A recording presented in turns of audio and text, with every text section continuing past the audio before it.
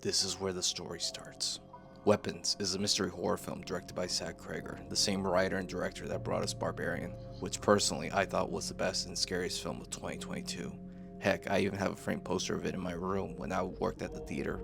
That's how much I love this film. Now, Zach brings to us a story about 17 children from the same classroom. One night, they all get out of bed, walk out of their homes, and mysteriously disappear into the darkness. This was my most anticipated horror film of the year. A concept that I loved, the first trailer that was amazingly creepy and unsettling. There was early raving reviews about it. Even Jordan Peele fired his team because they lost the bidding war to New Line Cinema to gain the film distribution rights. True story. With 97% of Rotten Tomatoes, guess who's going to be part of that percentage?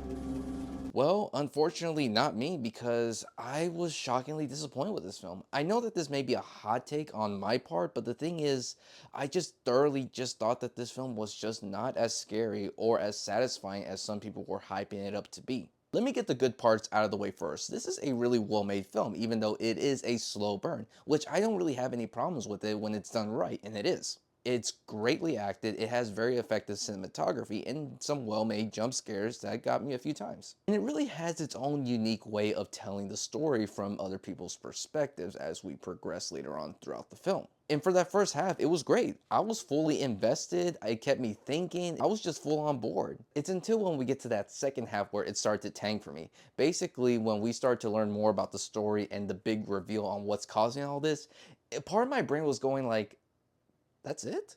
It just felt very anticlimactic and also just unfulfilling in that way. And basically the worst part about it is just that once you get to that big reveal, it's like all that tension and excitement just goes out the window.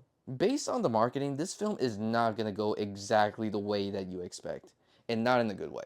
There is unexpectedly an overbearing amount of comedy that basically transitions the shift tone of the film into something that I never want to see in the horror film, and that's basically feel less scared. I don't mind comedy being in horror films, I don't. He did that for Barbarian, but at least it wasn't saturated. And then by the end of the film, it kind of had me having a few head scratches, even though ironically I am a fan of the unknown when it comes to the horror genre.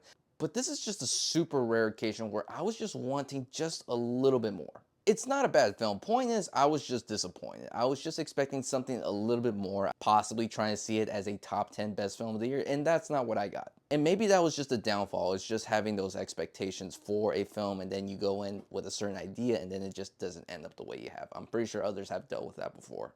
This film is nowhere near the horror levels of Barbarian, and for that, I'm going to give it a 7.5 out of 10.